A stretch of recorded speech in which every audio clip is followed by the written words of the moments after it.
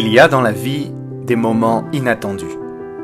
Vous savez, ce genre de moment où tout à coup, il se passe quelque chose d'incroyable. On ne s'y attendait pas et pourtant, c'est arrivé. Vous voyez cette jeune fille? Regardez-la bien, car c'est un personnage important de notre histoire. Elle s'appelle Marie, et son histoire nous est racontée dans les évangiles.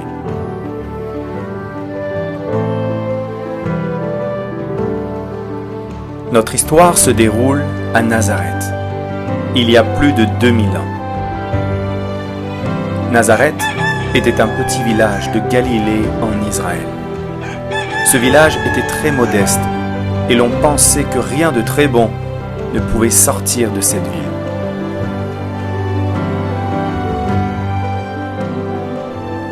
Pourtant, c'est dans ce village que quelque chose de très inattendu est sur le point d'arriver. Depuis des centaines d'années, Dieu avait fait une promesse, celle d'envoyer le Messie, celui qui viendrait sauver et délivrer son peuple. Le temps semblait long, mais Dieu n'avait pas oublié, et il s'apprêtait à leur montrer qu'il tient toujours ses promesses.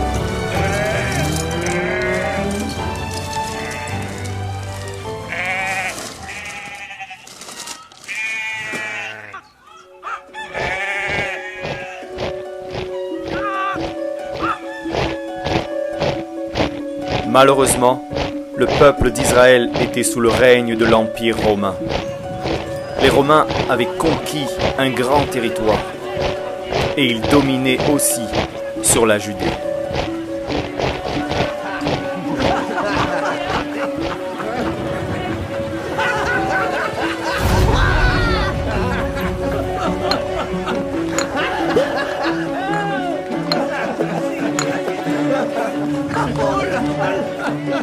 L'empereur Auguste régnait sur tout l'Empire romain. Il avait placé Hérode le Grand comme chef de la Judée en Israël.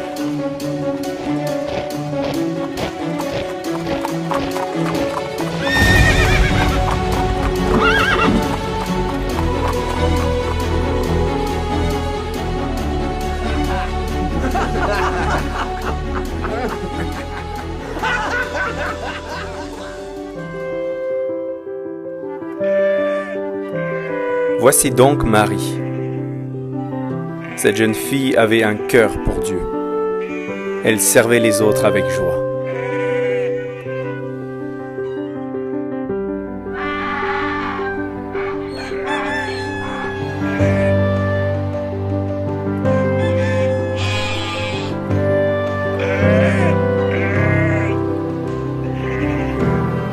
Marie avait un fiancé. Son nom était Joseph. Marie était vierge. Elle n'était pas encore mariée et ne vivait pas avec Joseph. Joseph était un homme bien. Il se préparait à prendre Marie comme épouse et à en prendre soin.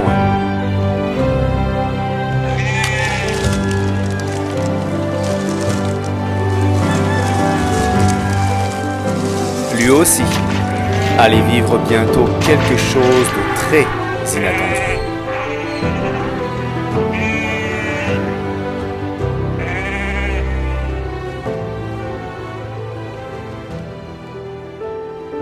Aujourd'hui était un jour comme un autre.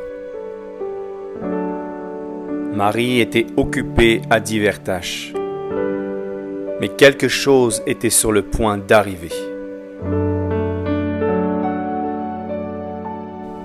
Tout à coup, Marie reçut une visite inattendue, celle de l'ange Gabriel. Bonjour Marie, sache que tu as été choisie pour recevoir une faveur de Dieu. Le Seigneur est avec toi. Mais que veut dire tout cela? Pourquoi Dieu m'envoie un ange?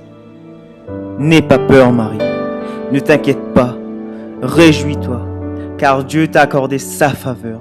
Tu deviendras enceinte et tu enfanteras un fils et tu lui donneras le nom de Jésus. Il sera grand et sera appelé Fils du Très-Haut.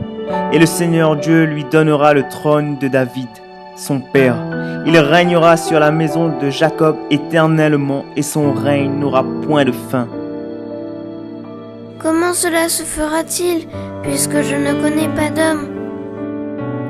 Le Saint-Esprit viendra sur toi, et la puissance du Très-Haut te couvrira de son ombre. C'est pourquoi le Saint-Enfant qui naîtra de toi sera appelé Fils de Dieu. Rien n'est impossible à Dieu. Je suis la servante du Seigneur. Que les choses que tu m'as dites se fassent dans ma vie. Suite à cette parole, l'ange quitta Marie.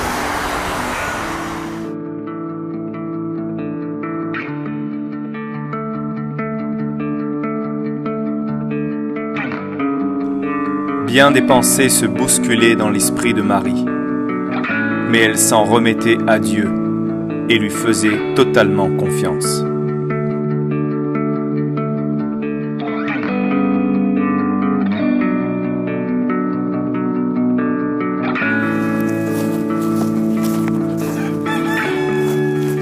Peu de temps après, Joseph, le fiancé de Marie, apprit qu'elle était enceinte. Il était troublé lui aussi, ne comprenant pas cette situation.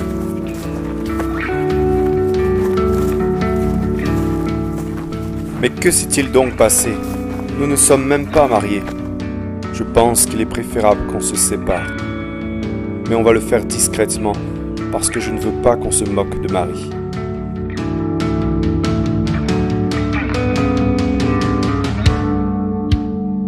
Le soir venu, Joseph alla dormir.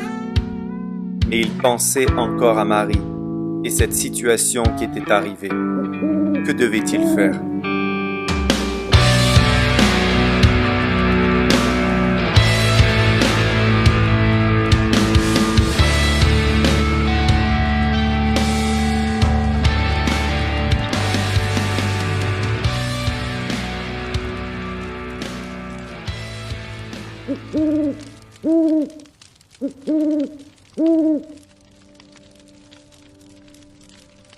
Alors que Joseph dormait, l'ange Gabriel apparut à Joseph aussi et lui dit: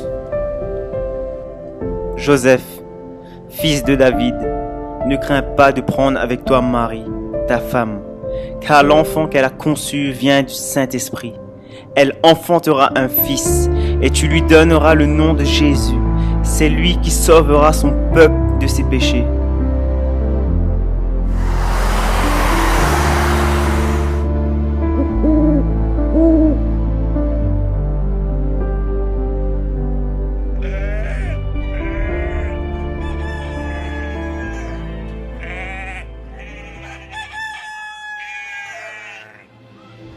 Ce matin, tout était différent.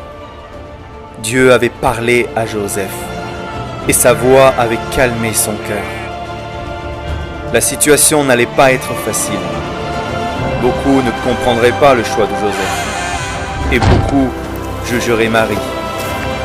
Mais Joseph décida d'accepter le choix de Dieu et d'être choisi pour prendre soin de Jésus, le Fils de Dieu.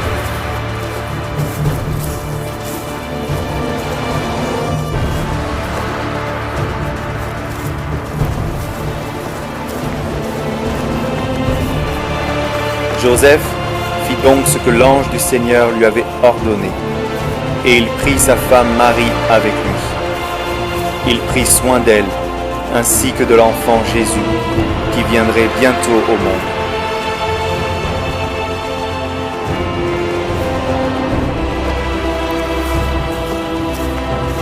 Ce qui arrivait sous les yeux de Marie et de Joseph était l'accomplissement de ce que le Seigneur avait annoncé par le prophète Ésaïe. Voici, la Vierge sera enceinte, elle enfantera un fils, et on lui donnera le nom d'Emmanuel, ce qui signifie Dieu avec nous.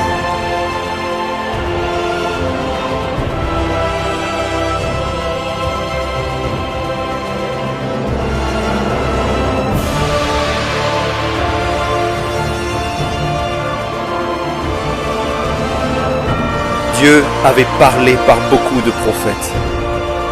Il avait promis qu'il enverrait son Fils pour le salut et la délivrance du monde. Oui, Dieu tient toujours ses promesses. Mais il faut souvent aussi des personnes ordinaires qui acceptent d'obéir à la voix de Dieu, afin qu'il puisse donner forme à ses promesses sur la terre. Jésus est réel, son amour et sa puissance sont réels. Il est la promesse du Père pour notre salut, notre guérison et notre délivrance. Et cette promesse est aussi pour toi.